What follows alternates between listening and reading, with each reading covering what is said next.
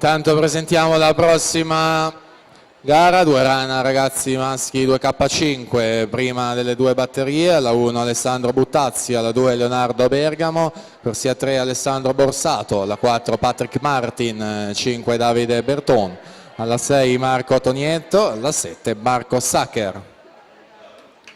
Intanto Yosri Benomar, Idros, può ritirare qui il suo tesserino, Yosri Benomar.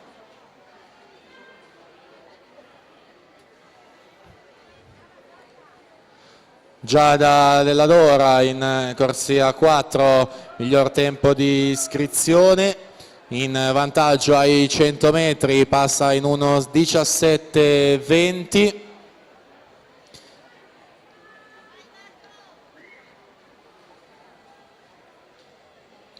Ieri si è aggiudicata la prova più breve dei 100 rana, al suo fianco in corsia numero 5, più giovane, al primo anno 2006, Diamante Basso, Aquapolis.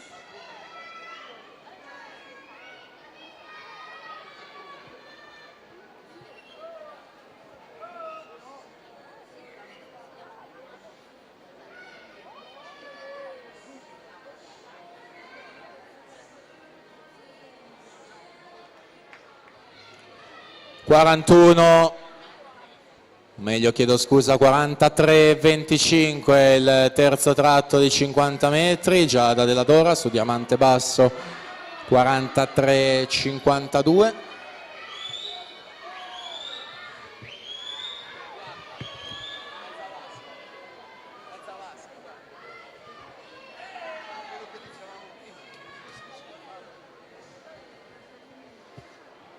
E quindi il tempo di riferimento di Giorgia Levan 2:46:17. Ultime bracciate Giada Della Dora, Onda Blu 2:43:57, quindi miglior tempo. Seconda posizione Diamante Basso 2:47:76. Alice Bagna 2:53:94 alla sesta posizione generale. Proseguiamo, già presentata batteria 1 2005.